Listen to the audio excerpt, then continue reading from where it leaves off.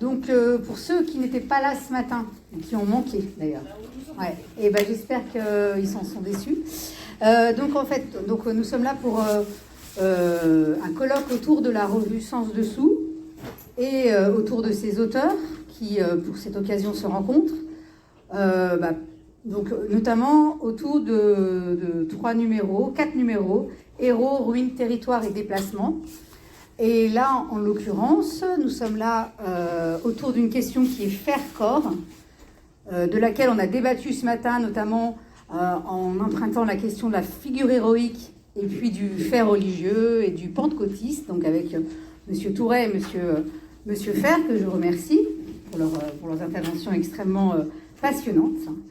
Et là, on accueille tout de suite, on va rentrer dans le nerf de la guerre, en fait, dans les affects, la question du politique comme un travail d'individu avec ses affects, avec ses difficultés, avec ses enjeux. Et donc, je vous présente donc Alain Faure, ici présent, qui a participé donc au numéro 21 de la revue Sens Dessous et qui m'intéressait de faire venir aujourd'hui parce qu'il entreprend de penser l'engagement politique à partir justement des élus locaux et de leur corps, précisément. Ça va? J'ai bien dit? Ah oui, alors, attends. Alain Faure, quand même, donc, qui est directeur de recherche au CNRS et qui enseigne à Sciences Po Grenoble. Voilà. J'ai tout dit? Merci, oui. Merci Nadia. Ah oui, attends, une précision. Encore une précision. Une précision. Donc, l'intervention dure à peu près une demi-heure, 35 minutes. Voilà. Et ensuite, on a un échange avec la salle, ce qui implique que la salle est attentive, prend des notes et éventuellement prépare des questions pertinentes. Non, des questions tout court. Voilà, merci beaucoup. Et je vous mets la pression tout de suite. Les filles prennent la parole en premier, sinon je m'en vais. Bonjour à tous. Je vais commencer par 2 émotions. En fait, ce qu'a pas dit Nadia, c'est que je viens parce que j'ai essayé de comprendre la place des émotions dans l'engagement politique des élus.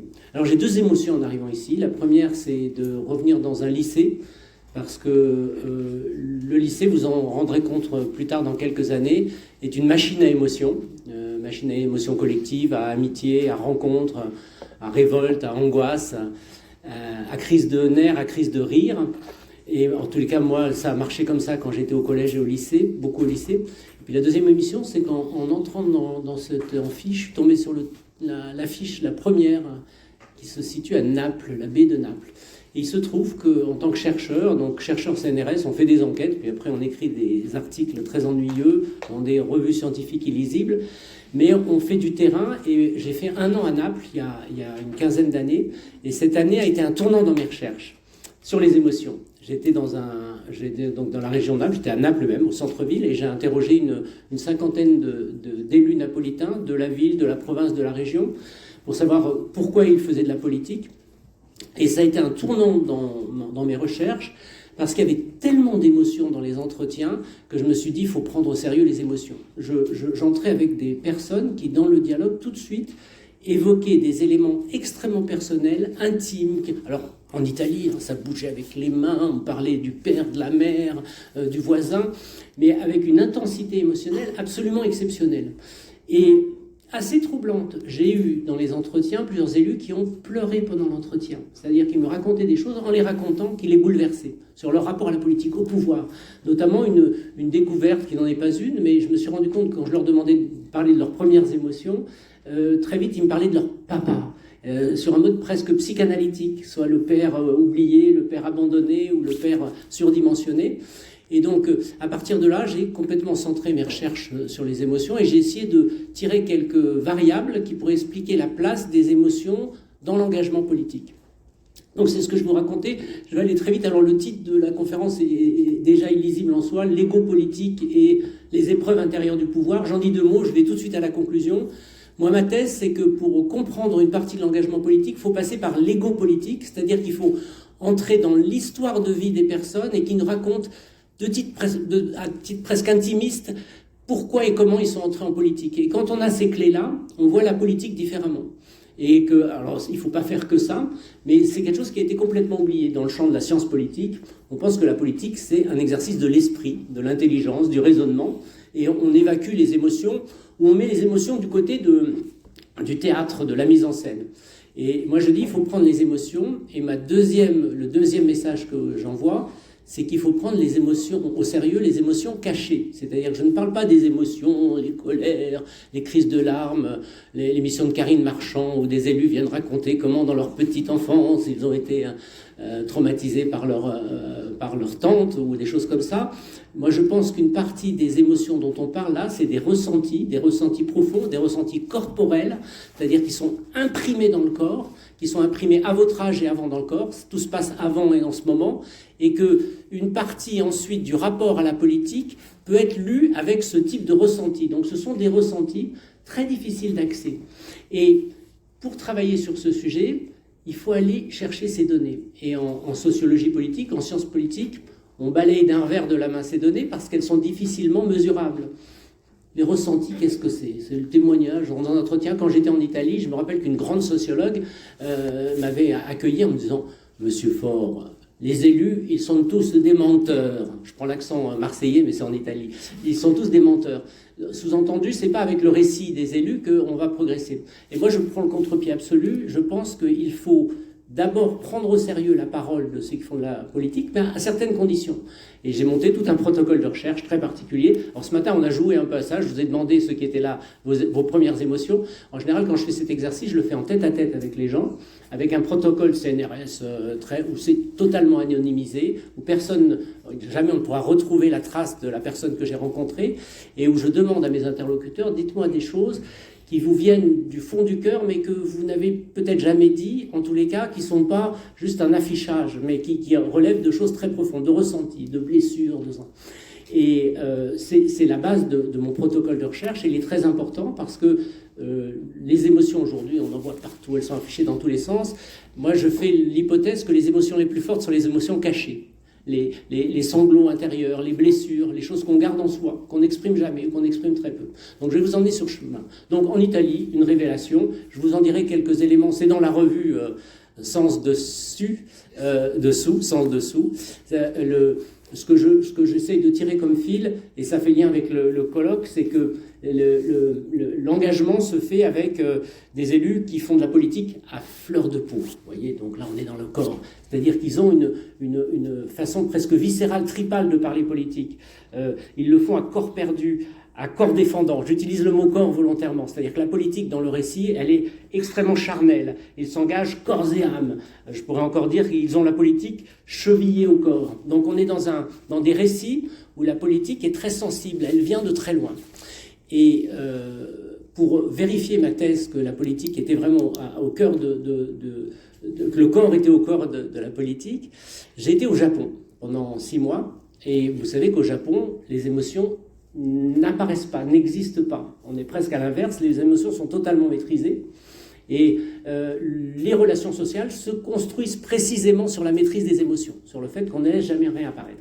Et là aussi, il y a des grands sociologues japonais qui m'ont dit que si j'allais au Japon pour interroger les élus sur leurs émotions, je repartirais avec ma musette vide, puisque la question de se raconter n'existe pas au Japon. Il n'y a même pas de psychanalyse au Japon. C'est une psychanalyse assez médicalisée, très technique, mais le principe, c'est qu'on ne construit pas le récit de ses propres souffrances, de sa propre histoire, pour refaire un écho à ce qui s'est dit ce matin, de son surmoi. On ne parle jamais de son surmoi au Japon. Et je me suis retrouvé donc devant des élus japonais avec un traducteur et personne d'autre autour à poser des questions sur la petite enfance, sur le rapport à la violence, sur la mafia au Japon, sur le rapport à l'argent, sur le rapport au nationalisme. Donc des questions extrêmement personnelles avec des élus en face de moi, beaucoup d'hommes, quelques femmes, qui étaient totalement impassibles, le visage ne bougeait pas, les mains posées sur la table. Et quand je posais mes questions, s'en suivait un immense blanc, un grand silence. Et dès le départ, mon traducteur, qui vivait depuis 20 ans au Japon, m'avait dit « Alain, tu ne bouges pas, tu attends ». Et il m'est arrivé d'attendre 3, 4, 5 minutes avec un silence. Et mon interlocuteur japonais, ou mon interlocutrice, au bout de ce temps, révéler ses sentiments profonds, ses ressentis. J'ai été un chercheur, j'étais étranger, il y avait une lettre d'invitation, il y avait un protocole. Culturellement, il était impossible de ne pas répondre à ma question. Et vous savez qu'au Japon, on ne dit jamais non. C'est impossible, c'est un affront à son interlocuteur que de dire non. Et petit à petit, les élus japonais me racontaient leurs blessures personnelles, leur colère, leurs angoisses, leur rapport à la violence, à l'injustice, dans des termes quasi identiques à ceux des élus napolitains. Donc c'est le premier résultat que je pose sur la table. Quand on dit qu'il y a le corps, la politique est saisie, on saisit le corps, ça ne veut pas dire que ça se voit. On peut même faire une réflexion sur la construction du politique qui s'est faite sur une mise à distance du corps. C'est tous les travaux de Norbert Elias sur la société de cours, c'est l'idée qu'on maîtrise les émotions et que la politique, c'est le fait de se mettre à distance. Mais le fait de se mettre à distance ne veut pas dire qu'il n'y a pas d'émotion. Donc je vous donne 3 résultats très rapides et puis je vais ouvrir une question sur le corps aujourd'hui, le corps et les émotions, qui sont les résultats de ma recherche. Le premier résultat, c'est sur ce que j'appelle les blessures enfantines, c'est sur le fait que dans l'enfance et l'adolescence, il y a un certain nombre d'émotions très très fortes, charnelles, tripales, viscérales, qui construisent le rapport à l'autorité, à l'ordre, à la morale et aux injustices. Et j'ai été sidéré de voir à quel point tous les élus que j'ai rencontrés, sans exception, avaient dans leur enfance une acuité très forte des injustices du monde, des inégalités et des injustices du monde. Qu'ils soient de droite, de gauche, du centre, puis j'ai un échantillon qui s'élargit. Mes élus, c'est toujours des élus qui ont eu beaucoup de responsabilités, qui sont à des hauts postes. Et puis depuis quelques années maintenant, des élus d'extrême gauche, des élus d'extrême droite, il y a un récit commun pour dire que dans l'enfance, comme toutes les personnes du monde, il y a un sentiment un peu d'incompréhension des injustices et des inégalités du monde. Mais moi, je fais l'hypothèse que les élus sont peut-être une catégorie, c'est pas le bon terme, mais des personnes qui sont particulièrement marquées par ces injustices, ces inégalités, ce rapport à l'ordre.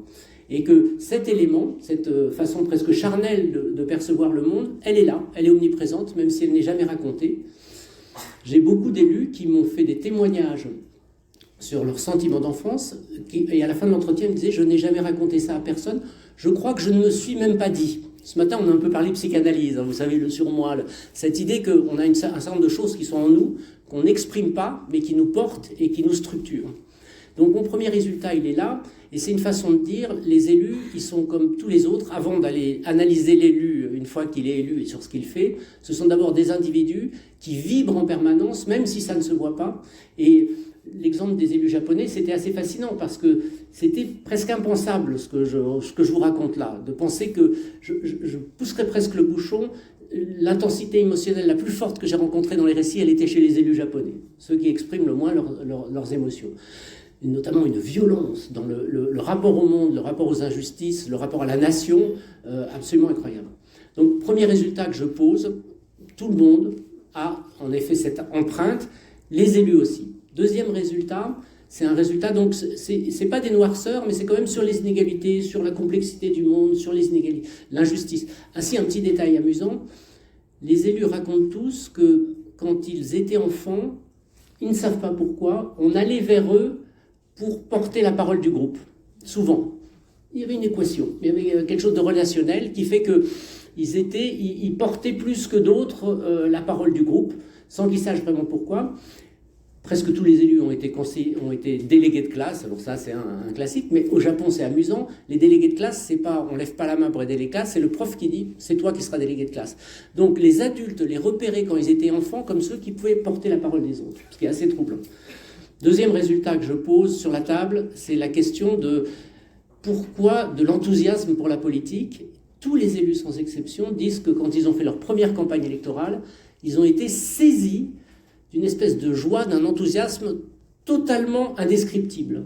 Tous racontent un moment d'euphorie, d'ivresse, où ils découvrent, avec la politique, qu'ils peuvent porter une parole collective, en tous les cas qu'ils sont reconnus dans le collectif. Et ce qui est très troublant dans ces séquences de récits, c'est qu'ils disent tous qu'ils sont entrés en politique par hasard et qu'ils sont assez atypiques, quelle que soit leur situation, que ça soit, il y a des élus, ils sont fils, petits-fils et arrière-petits-fils d'élus, ils sont dans un monde hyper politisé, ils me disent ça. Ceux qui n'ont jamais été en politique, ils me disent ça. C'est-à-dire que de faire l'expérience de l'engagement politique, de se retrouver dans une liste, de devoir porter un programme, d'aller rencontrer les gens, d'attendre les résultats le soir du premier tour, où le nombre de voix tombe petit à petit.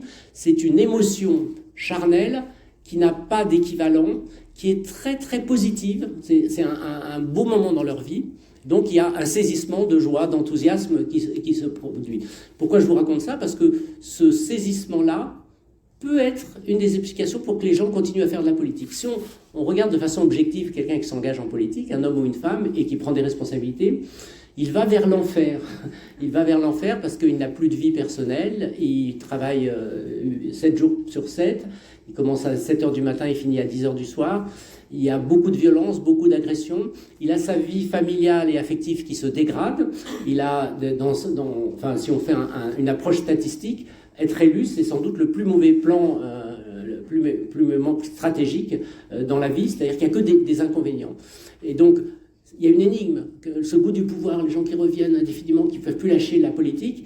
Moi, je fais l'hypothèse qu'il y a toujours en tête, presque corporellement, l'idée que c'est une étincelle, le collectif. C'est un moment où se passe une transformation de soi, on s'expose et on est reconnu. Et on est reconnu pour quelque chose qui nous dépasse. Il y a des élus, j'ai beaucoup de témoignages d'élus qui disent que quand ils ont parlé pour la première fois dans une communauté, dans un groupe, les gens se sont arrêtés, les ont écoutés. Et ils ont l'impression qu'après les gens venaient les voir en disant « vous avez dit ça, ça m'intéresse ». Et ils prennent conscience tout d'un coup qu'ils portent quelque chose qui les dépasse, en tous les cas dont ils n'avaient pas conscience, et qui est très très puissant. Et j'insiste beaucoup, c'est pas parce qu'ils parlent bien, ou parce qu'ils sont charismatiques, ou parce qu'ils sont exemplaires. Il y a tout ce profil d'élu, mais il y a cette idée que tout d'un coup, on passe de l'individuel au collectif. Et puis la troisième résultat que je pose, parce que je vais avancer vite pour aller surtout à l'élément où je veux vous interpeller, la troisième découverte, c'est qu'ils disent qu'une fois qu'on est au pouvoir, une fois qu'on est élu, une fois qu'on exerce le pouvoir, il se passe un mécanisme sidérant qui est le mécanisme d'incarnation. C'est-à-dire que dès lors qu'on est élu, on incarne quelque chose qui nous dépasse. Les gens viennent nous voir non plus pour ce qu'on est, mais pour autre chose. Pour un territoire, pour une collectivité, pour une cause, pour un idéal. Et que ça prend des proportions hallucinantes. On a parlé ce matin de la fabrique du héros. L'élu se retrouve en position de héros malgré lui dès lors qu'il est élu. Il y a des élus qui racontent que, de façon assez incroyable, dans leur quartier, on s'est mis à les vouvoyer tout d'un coup, et les gens ne leur parlaient plus de la même façon parce qu'ils étaient maires. Il y avait une distance qui s'était mise en place. Les gens, quand ils venaient leur parler, ils leur parlaient de choses extrêmement intimes. Il y a là, le décès de quelqu'un dans la famille, le brevet de la petite fille, qu'est-ce qu'on fait avec les grands-parents, est-ce qu'on les met à l'EHPAD, des choses qui sortent complètement du champ de compétences de l'élu, mais tout d'un coup, il incarnait un rôle où on allait lui demander des choses très très importantes. Et que corporellement, il se transformait, c'est-à-dire qu'il était dépassé par sa fonction, et que cette fonction l'accompagnait tout le temps, et qu'il devait faire avec. Et sur ce troisième élément qu'on appelle maintenant, le mot vient souvent de l'hubris, vous savez, l'idée qu'il y a tout d'un coup une sorte de puissance très forte, un orgueil et une puissance qui permet parfois de faire des dérapages. Moi, je fais l'analyse aujourd'hui, tous les élus dont on dit, mais comment les élus ont pu déraper à ce point? Pour moi, toute la question de l'incarnation, c'est l'aveuglement, c'est-à-dire que les élus se retrouvent dans un poste où ils sont dépassés par leurs fonctions, où en permanence on leur renvoie une image qui les oblige à être autre chose qu'ils sont, où ils sont des dieux vivants, ils sont l'élu au sens, l'élu au sens religieux, et c'est compliqué de raconter ça parce qu'on peut dire, oh, vous êtes en train c'est une façon de valoriser et magnifier les élus. Quand on a les élus en tête-à-tête dans mes entretiens où ils disent ce qu'ils ont vraiment sur le cœur, c'est un profond malaise aussi. C'est une ivresse très curieuse, très trouble. C'est cette idée que, aussi, dès lors qu'on est l'élu avec un grand E, on est en permanence menacé, il y a des trahisons autour de soi, il y a des vengeances, il y a des tensions extrêmes. On est toujours avec une charge symbolique qui nous dépasse. Et ce troisième élément est de l'ordre de la drogue, parce qu'il y a une excitation suprême, c'est l'hubris, c'est-à-dire quand on a cette puissance, on se dit, oui, vu que j'ai cette puissance, je vais résoudre les choses, je vais être dans l'action. Et ce qui est très très curieux, c'est que les élus racontent toujours que leur première obsession, quand ils exercent le pouvoir, c'est de réaliser des choses, c'est de faire des choses. On a l'image de l'élu qui est surtout là pour contrôler, pour gouverner, pour maintenir. Et eux, leur obsession, c'est de dire comment je vais marquer de mon empreinte mon passage par des réalisations, par des actions, par des opérations.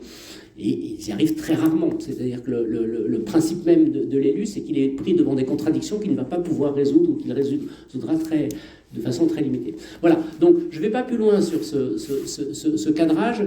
C'est en détail, il faut que vous preniez la magnifique revue Sans dessous.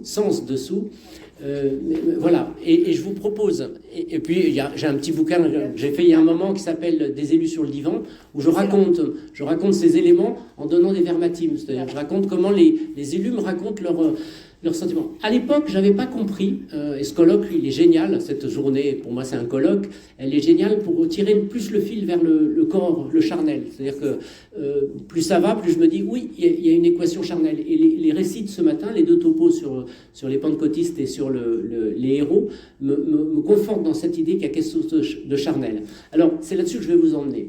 Il y a un gros paradoxe, une grosse contradiction dans ce que je vous raconte, c'est qu'aujourd'hui, les élus, on est au sommet de l'impopularité pour les élus. C'est-à-dire que la troisième facette dont je vous ai parlé, l'incarnation, est la facette la plus contestée. Aujourd'hui, on désigne des dieux, et dès qu'ils sont dieux, on estime qu'ils sont humains et qu'ils ne sont pas à la hauteur. Il y a une espèce de paradoxe, ça a été théorisé par un philosophe, Kantorowicz, qui appelle ça la théorie les deux corps du roi. Je vais y arriver. Ça a été fait dans les années 50.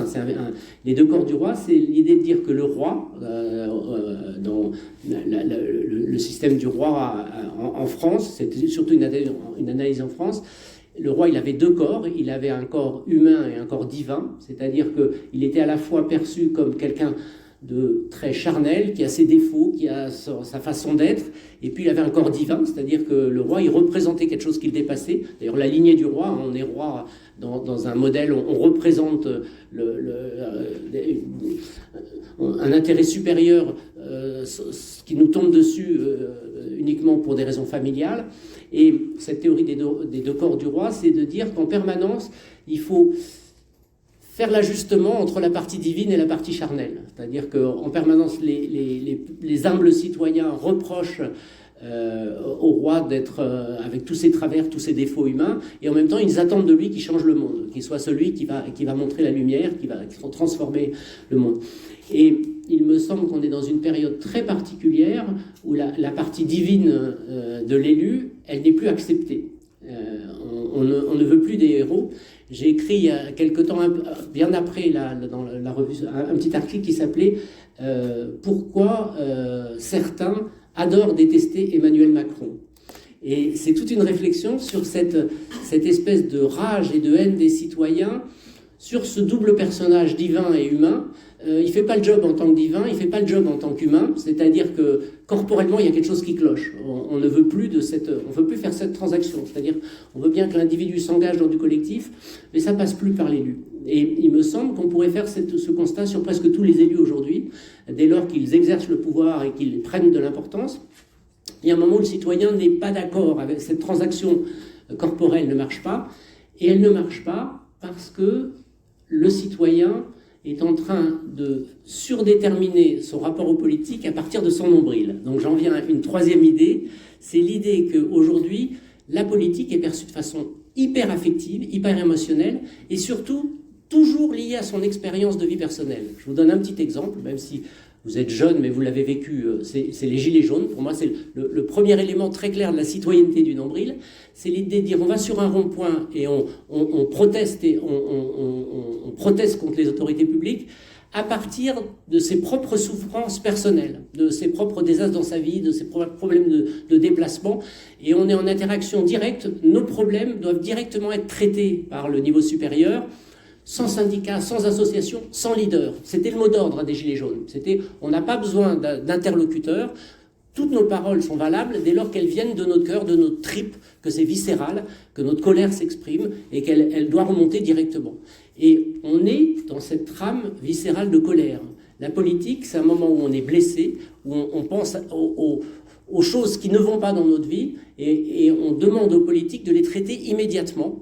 Donc il n'y a pas de délégation, on ne passe pas par un syndicat, on ne passe pas par un parti, on ne passe pas par une organisation, on ne passe pas par le Parlement. Le Parlement, c'est peut-être pas la bonne technique. Le référendum, ça séduit plus, mais c'est l'idée qu'on va directement, au niveau de la décision. Et ça pose un énorme problème parce que toute la démocratie représentative, depuis la Révolution française, elle a été construite sur l'idée qu'il y avait des corps intermédiaires, c'est-à-dire qu'il y avait des structures qui étaient les niveaux où toutes ces colères étaient cristallisées, débattues, capitalisées, et qu'ensuite il y avait une construction des lois, des réformes à partir de ce niveau. Et aujourd'hui, on est dans un moment émotionnel fort où on chante le niveau intermédiaire et on voudrait que la solution arrive tout de suite. Je trouve que, si on reste sur la métaphore du corps, il y a une super série sur Canal+, je fais de la pub, je suis désolé, Canal+, c'est payant, je vous conseille tous, prenez l'abonnement un mois, puis désabonnez-vous après, c'est 6 €, qui s'appelle La Fièvre. La Fièvre, faite par le réalisateur Benzekri, Eric Benzekri, qui raconte, ça vous touche directement, hein, là je m'adresse aux lycéens, ça raconte une crise, et ça fait penser aux exemples de ce matin sur la fabrique des héros. Ça commence par, on est à Paris, dans un club qui ressemble au PSG, même s'il n'a pas ce nom, et il y a le joueur vedette, un Africain très bon, qui donne un coup de tête à son entraîneur, vieux blanc de 60 ans. Et les médias sociaux s'emparent de cet événement pour le traiter, avec deux tendances, en gros une tendance d'extrême droite et une tendance d'extrême gauche, et des très bons communicants, pour essayer d'exploiter cet événement, ce moment.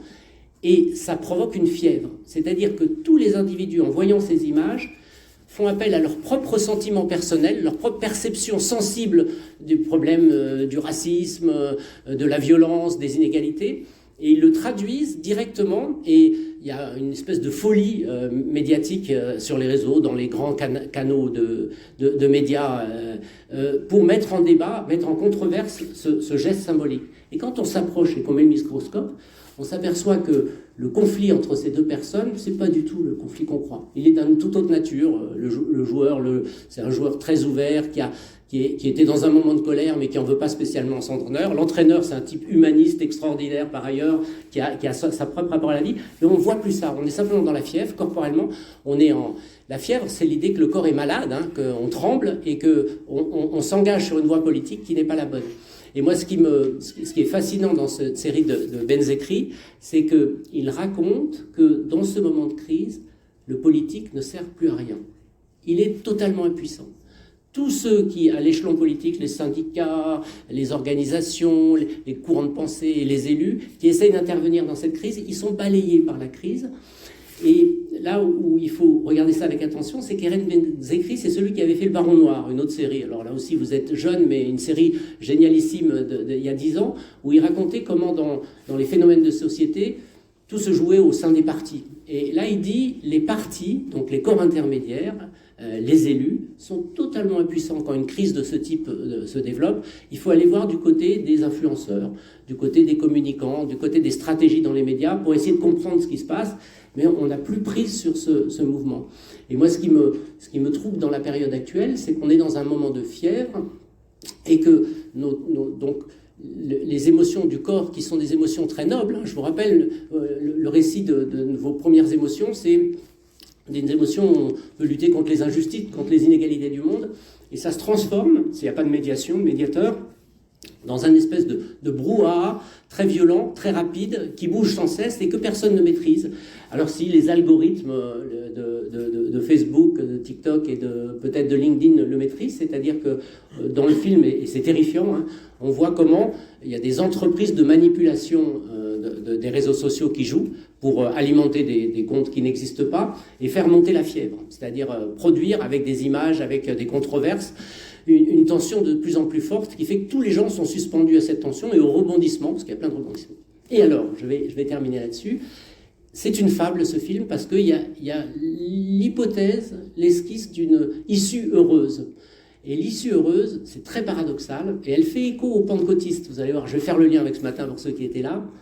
Elle fait l'hypothèse que les médiateurs aujourd'hui qui peuvent gérer la crise, ce sont des gens qui partent d'une sensibilité très forte et qui arrivent à la traduire collectivement et qui sont forts parce qu'ils sont faibles. C'est-à-dire que c'est leur souffrance, c'est leur difficulté à appréhender le monde et leur lucidité sur le fait que le monde va mal qui fait qu'ils peuvent être entendus par les autres. L'héroïne de la série, c'est une communicante qui est pas loin de disjoncter complètement sur le psy. D'ailleurs, à un moment dans le film, elle dit j'arrive plus à gérer la situation, et elle va dans un asile psychiatrique en disant c'est le seul endroit où je suis protégée, je n'arrive plus à porter la charge de ces malheurs du monde, de cette violence, de cette haine qui se développe.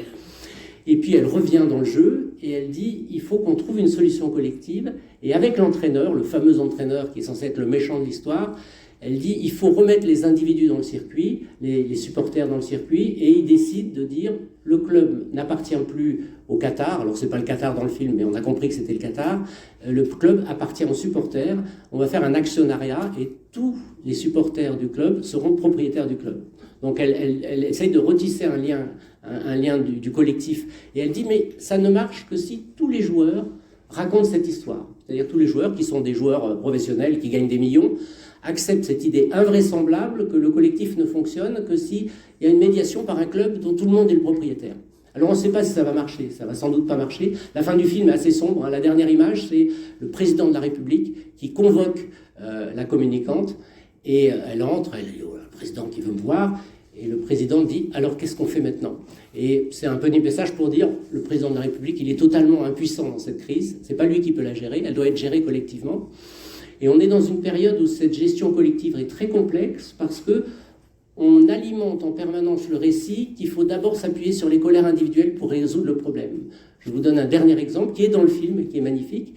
Dans le film, à un moment, une controverse naît avec l'extrême droite qui pousse le bouchon en disant on est dans un moment de déstabilisation, on va ouvrir le débat du port d'armes possible à accepter dans les foyers. Vous savez que le port d'armes en France, c'est une idée qui est impossible. Contrairement aux États-Unis, il y a un consensus politique pour dire que non, dans notre rapport à l'ordre, dans notre rapport à la défense des individus, on ne peut jamais se défendre soi-même. Et le débat est ouvert et quelqu'un dit on va faire une convention citoyenne, une assemblée citoyenne, et il tire au sort 80 personnes qui pendant 3 mois voient des spécialistes venir argumenter le fait faut-il ou non organiser, accepter le port d'armes en France. Et les arguments sont de très grande qualité. Et on voit en effet tout un discours par la raison magnifique qui montre bien que si on bascule de ce côté, on met en danger la société, on met en danger le collectif. Et un vote électronique a lieu au bout de 3 mois. Et la décision, à 51%, les citoyens éclairés qui ont tout entendu appuient sur le bouton « Oui, il faut autoriser le port d'armes en France ». Autrement dit, on envoie le message que si on raisonne avec un arbitrage où on parle d'abord de ses sentiments personnels, de sa propre équation du problème, on se met en danger, on peut se mettre en danger collectivement, alors que tous les clés de la démocratie participative sont là, on écoute le citoyen, on argumente les problèmes, et donc on est dans une période où les émotions sont à double tranchant, c'est-à-dire qu'elles permettent de manifester un nouvel engagement qui n'existait plus, un engagement citoyen, et en même temps elles peuvent être un danger pour la démocratie. Je donne un dernier exemple, ça vient des États-Unis aussi, c'est ce qu'on appelle le vigilantisme, et ça fait aussi écho aux pentecôtistes qui s'ancrent sur le local. Le vigilantisme, les comités de vigilance, c'est ces groupes de citoyens qui s'organisent sur le territoire en se structurant pour dire il y a un certain nombre de tâches dans notre quartier, dans notre commune, dans notre territoire, dans notre communauté, qui sont mal gérées par les pouvoirs publics. Ils n'y arrivent pas, la sécurité, et on va le faire nous-mêmes. Et donc il y a des comités de vigilance qui se mettent en place, qui organisent donc, en parallèle à l'action publique, une défense. Et ce qui est très paradoxal, c'est que ces vigilantistes, c'est des gens qui s'engagent en politique, c'est-à-dire qui disent « j'avais un problème individuel, on va construire un niveau collectif pour le résoudre ». Mais le niveau collectif qu'ils mettent en place, c'est un niveau qui peut mettre en difficulté l'intérêt général de façon plus générale. C'est aussi un rapport qui peut être parfois très fort de repli sur soi, de ségrégation, de limitation des problèmes à un tout petit territoire en n'écoutant pas les territoires voisins. Et donc il y a un paradoxe, c'est-à-dire que les émotions sont à la fois moteurs d'engagement, un moteur magnifique, et en même temps elles sont un danger pour la démocratie. Et du coup, ça fait écho un peu aux élus. Je vais terminer sur les élus locaux. Les élus locaux, s'ils sont plus en capacité d'être des médiateurs, c'est-à-dire que si on leur refuse le rôle de médiation, c'est tout le système qu'on met en danger. Et là, pour l'instant, il y a une énigme, une équation très difficile. En écoutant le topo sur les pentecôtistes, j'y pensais, c'est ce lien tout à fait trouble où l'individu pense qu'il est raccroché à la société par quelque chose de spirituel, de collectif, mais où il n'y a pas de médiateur. Il n'y a personne pour... Et si on enlève les instances de médiation, on se met en danger. Et toutes les alertes récentes sur la démocratie, qu'on a vues en Italie, qu'on a vues aux États-Unis, qu'on verra peut-être en France, elles sont liées à cette idée que le discours de ces mouvements raconte toujours qu'il faut moins d'instances de médiation. La médiation n'est pas nécessaire dès lors qu'il y a un bon mécanisme d'écoute du citoyen. Mais l'écoute du citoyen sans travail de médiation, sans un temps où on délibère, où on argumente et où très lentement on fait des lois, il peut mettre en danger la société. Je vous donne un dernier exemple parce que je trouve qu'il illustre bien le débat. Cette fois, c'est bon, c'est le dernier. La loi sur la fin de vie, qui était en débat il y a quelque temps, elle nous raconte un moment très important où on va faire des grands choix de société sur notre rapport à la mort, sur notre rapport à l'encadrement de la vie et de la mort. 95% des députés qui sont intervenus à l'Assemblée nationale et au Sénat ont commencé leur discours en disant « Je ne vais pas parler au nom de mon parti, mais je vais parler à titre personnel, à partir de ce que j'ai vécu dans mon rapport avec mes parents, avec ma conjointe, avec mes enfants, qui étaient en situation d'être accompagnés vers la mort. » Autrement dit, cette citoyenneté du nombril, elle est en train de contaminer tous les débats publics, où l'argument d'abord des tripes était en premier dans la discussion. Et on le fait tous, vous verrez, prenez un sujet un peu sensible, discutez-en avec vos amis, on va commencer par parler avec nos tripes. Et donc, moi, mon message que j'envoie, c'est comment peut-on faire dans cette société si entre les tripes et la décision, il n'y a pas des instances, avec des personnes, avec des boucs émissaires, on va en parler dans quelques instants, avec des héros aussi, qui ont ce rôle de cristalliser et de raconter un collectif qu'on ne peut pas raconter seulement depuis son nombril. Je vous remercie pour votre hyper attention. Merci beaucoup.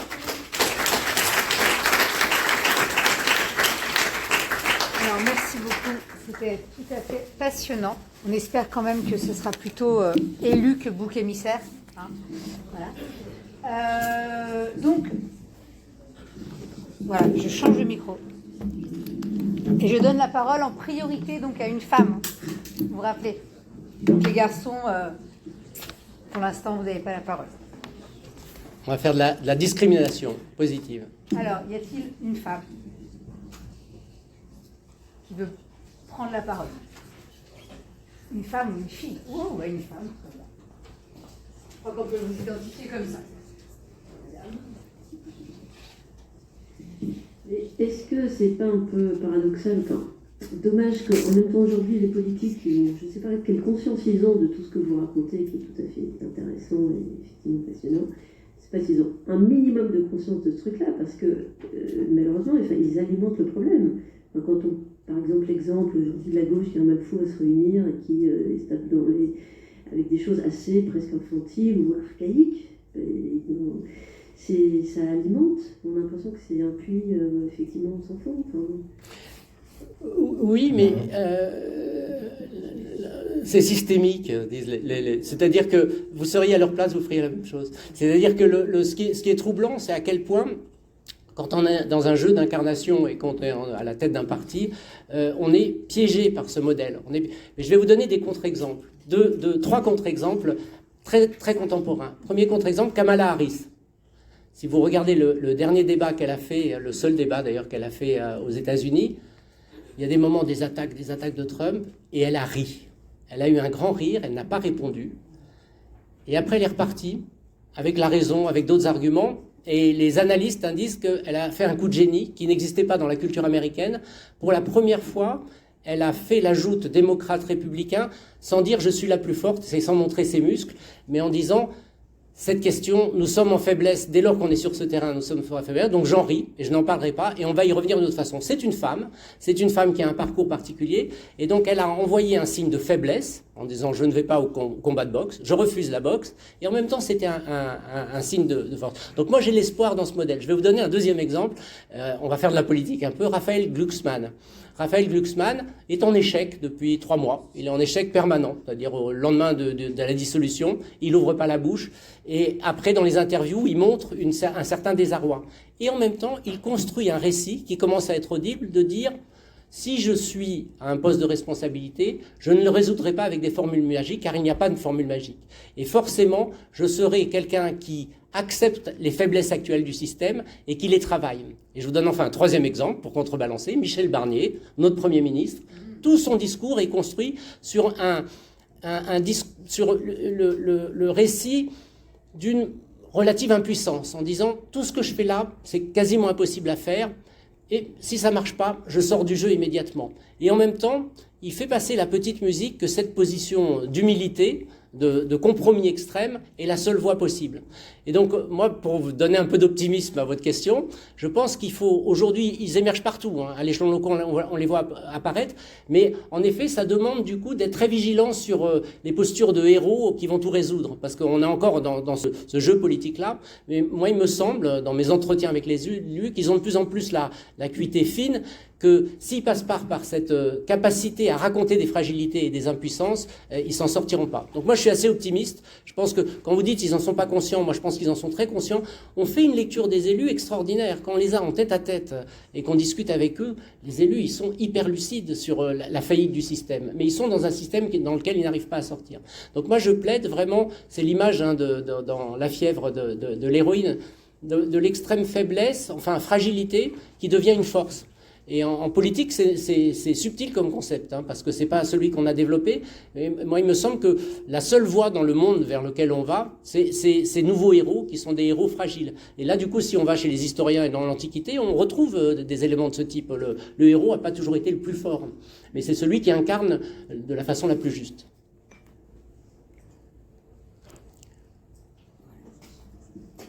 Bonjour, je voudrais revenir sur la comparaison que vous avez faite avec les Gilets jaunes, sur les ronds-points, avec des revendications, on va dire, individuelles.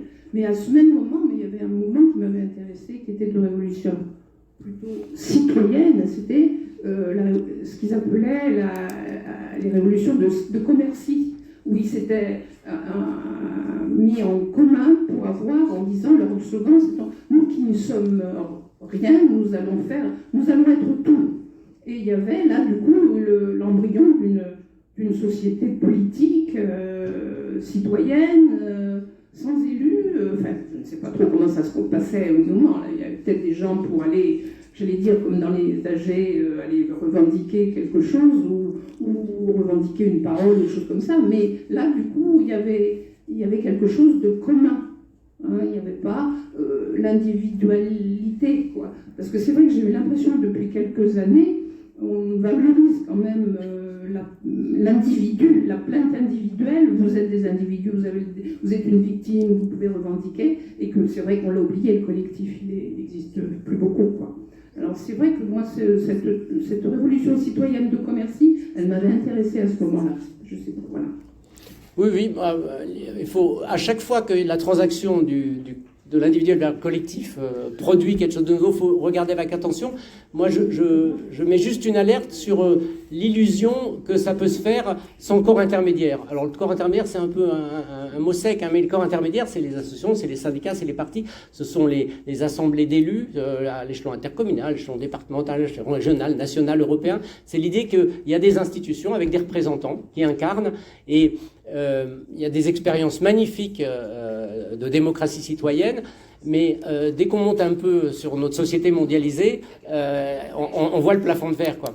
Les grands théoriciens, anthropologues de la société idéale, je pense à Pierre Clastre, il parlait sur des sociétés de très peu d'individus. On était sur des tout petits mondes.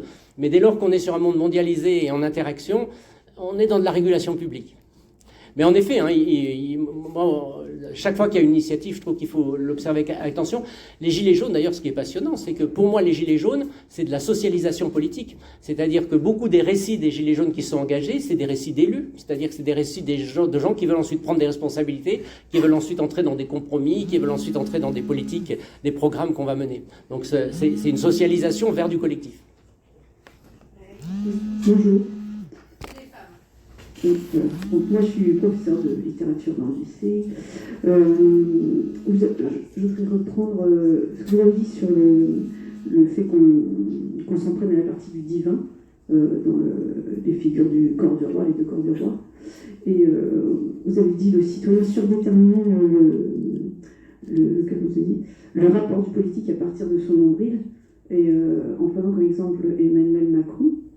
Et est-ce que c'est pas faire en sorte que, en fait, il n'y a aucune responsabilité du côté du politique, c'est une façon de dédouaner un peu, de l'excuser si c'est que du côté du nombril de ceux qui jugent qu'il y a un problème. Ça, c'était ma première question. Puis l'autre, c'est sur votre proposition sur les héros fragiles. Est-ce que le personnage de Oedipe Roi dans Sophocle n'est pas justement le prototype de ce héros fragile? Je suis d'accord avec Oedipe Roi. Oui, super. Je prends la seconde Oui, bien sûr, Oedipe Roi, super. Oui. Il faut qu'on cherche les héros-là. Mais dans le monde culturel et artistique, on a énormément d'exemples comme ça, de la fragilité qui est la force. Pour le dédouaner Emmanuel Macron, en fait, mon analyse, vous verrez le papier, je m'intéresse qu'à la façon dont les gens détestent Macron, que je trouve très intéressante, le récit pour détester. Mais ça nous montre en effet en miroir que Emmanuel Macron n'est jamais arrivé à incarner. Il n'est jamais arrivé à imprimer. J'avais fait un autre article qui disait « Emmanuel Macron impressionne mais n'imprime pas ». C'est-à-dire qu'il n'incarne pas. Et que les élus qui n'incarnent pas sont en difficulté, sont en danger. Et lui, il s'est mis en danger très très tôt. Pour des raisons qu'il dépasse. Il y a des gens qui le détestaient dès le début. Et c'est là où le corporel est fascinant. Il y a des gens qui le détestaient pour des raisons corporelles, sensibles. Et il y avait quelque chose dans ce premier élève de la classe qui faisait qu'il ne pouvait pas les représenter. Et ça venait de très loin. C'était pas un argument structuré, construit. Et il faut le prendre en compte. Et par exemple, en ce moment, à Sciences Po, on ouvre un cycle de cours là, que je vais donner avec des étudiants. On va faire une recherche avec des élus. Et j'ai mis dans le coup un coach vocal. Et j'ai mis un coach vocal dans le coup pour qu'il m'aide à comprendre qu'est-ce qui fait qu'un élu incarne ou n'incarne pas. Parce que la parole, le souffle, hein, c'est ce qui tient le corps.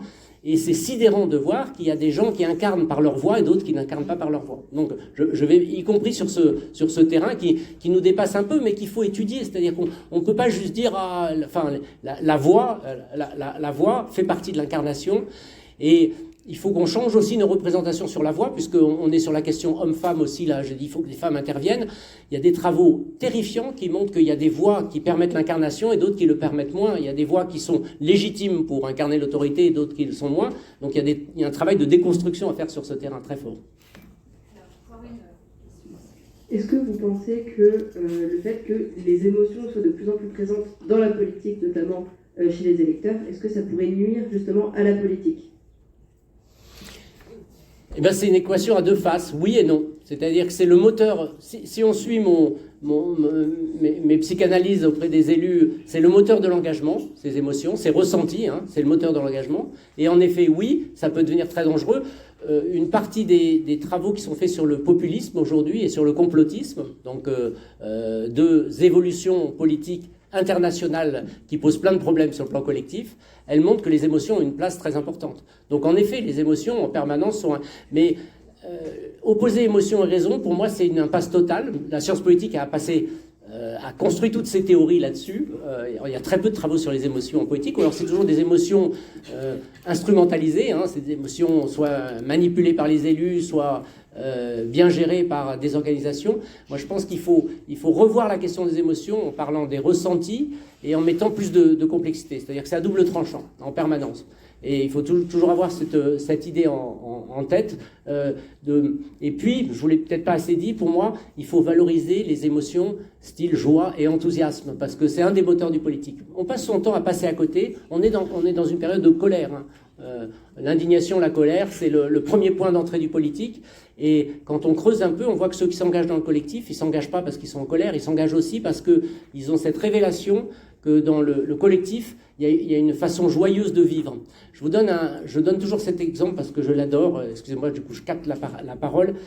La philosophe Vinciane Després a sorti un bouquin qui s'appelle Habiter le monde en oiseaux, où elle regarde toutes les recherches qui ont été faites depuis 2 siècles en ornithologie pour essayer de comprendre les grandes découvertes scientifiques sur comment les oiseaux vivent. Et elle montre que on a passé pendant 2 siècles notre temps à penser qu'ils vivaient parce qu'ils voulaient se reproduire, parce qu'ils voulaient se défendre, parce qu'ils voulaient conquérir, parce que, bon, il y avait toute une série de théories. Et la théorie qui est actuellement la plus forte, c'est de dire le rossignol, le Philomène, le soir, quand dans une clairière, il chante, il met une énergie folle à toute la nuit chanter. Il chante parce qu'il a un immense plaisir à vivre dans un lieu. C'est le plaisir, c'est l'enthousiasme de vie qui est la première raison pour laquelle il vit. Et on pourrait faire le parallèle avec un bébé. Vous prenez un bébé qui vient de naître et qui se met à essayer de... Il manifeste un mécanisme de séduction qui est du registre de l'enthousiasme de vie. Et on se dit, il y a trop d'enthousiasme, on ne peut pas l'abandonner. Et moi, je suis persuadé que ce mécanisme d'enthousiasme, qui est subtil à décrypter, puis qui peut être un peu ou boy scout, ou qui peut être bisounours, moi, je suis persuadé que ce mécanisme d'enthousiasme, il faut qu'on y travaille plus sérieusement. On ne fait les choses importantes que par enthousiasme. La dernière question. Oui, c'était une remarque. Enfin, c'est justement concernant l'inconscient et les groupes, je reviens à mon thème de prédilection. On sait très bien que dans toute société, tout groupe humain